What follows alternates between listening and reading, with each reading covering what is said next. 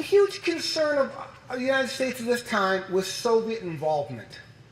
Again, we'd very much solicited and obtained a pledge from Stalin to join in this war 90 days after VE Day. And it should come as no surprise why Russia wanted to do this. If you think back to some of the very first lectures in this series, we talked about Russia and who their historical enemies were. And that was Japan. Japan has been a historical enemy, and thus for Russia to really set up a series of buffer states on the other side of their country. Territory we know today as Manchuria. So it was well within Russia's best interest. We wanted this desperately to help spread the physical cost of war. However, with the atomic bomb, it was no longer necessary. How do we tell Russia, oops, thank you, we do not need you any longer?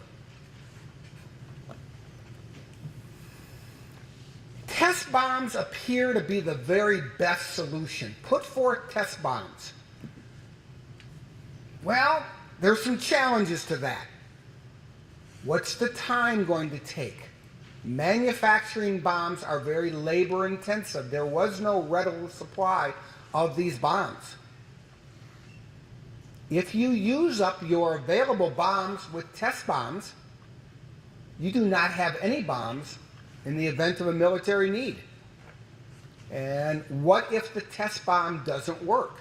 Again, one bomb with gadget is one that, it worked, but no guarantee it's going to. I think what's important here is you've got to remember there were many, many alternatives. And I've got a book up here, or I had a book. Here we go.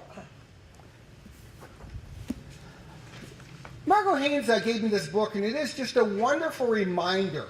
Hiroshima in America, 50 years of denial.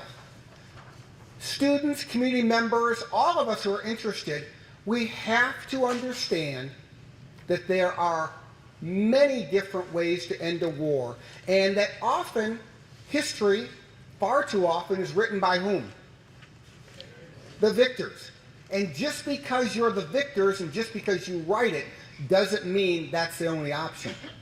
So this is one of many good books. Students, I would really encourage you to take a look in this type of topic.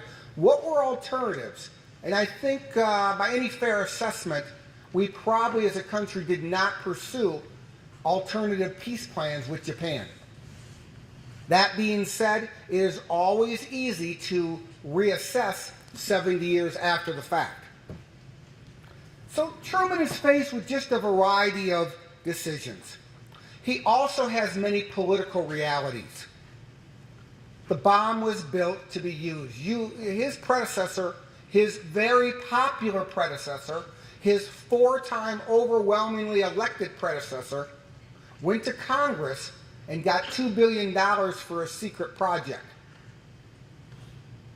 Really, Mr. Truman, Mr. Unelected Harry Truman, is that the person who should be reversing this? The project had been 6 years in the making. He'd known about it for less than 100 days. And keep getting back, and Harry Truman, his memoirs talked about it. His museum out in Independence, Missouri talks extensively. He kept coming back to the idea that if the bomb was not used, outside of some possible test bombs, likely it was going to take an invasion. An invasion, whatever the casualty estimates, would have been extraordinary. Just extraordinary. And we learned a lot of that last week with George talking to us about the incredible fighting that was done in Okinawa and pretty much all the islands leading right up to Japan. So we had every expectation it was going to be a fight very much to the death. And as a president, do you make that decision? Well, the answer is yes, you do make the decision. And how you make it, of course, would be his legacy. Ultimately, the decision would be made to drop the bomb.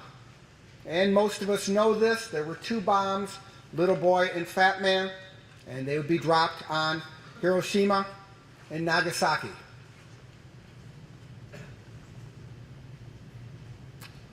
These bombs far surpassed anything that the physicists thought the test would be.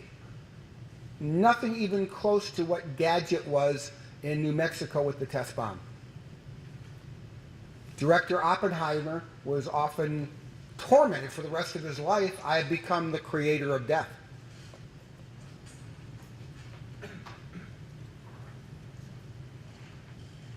And I think even today, fortunately, we just have no way to really put this into a context, the idea of dropping this bomb.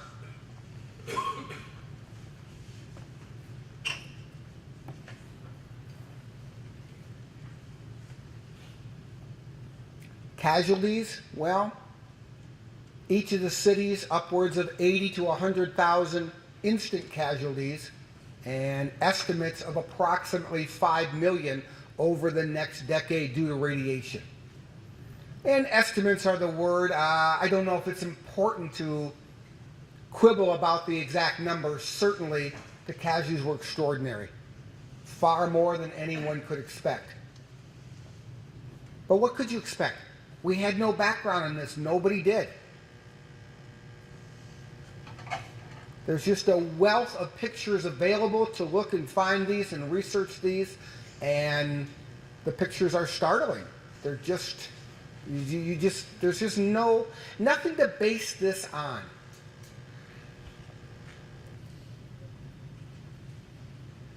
And ultimately, Japan would officially surrender on the 15th, and that would end the most devastating war in this world's history. Certainly celebrations. This long war is over. MacArthur never met a photograph. He couldn't get in.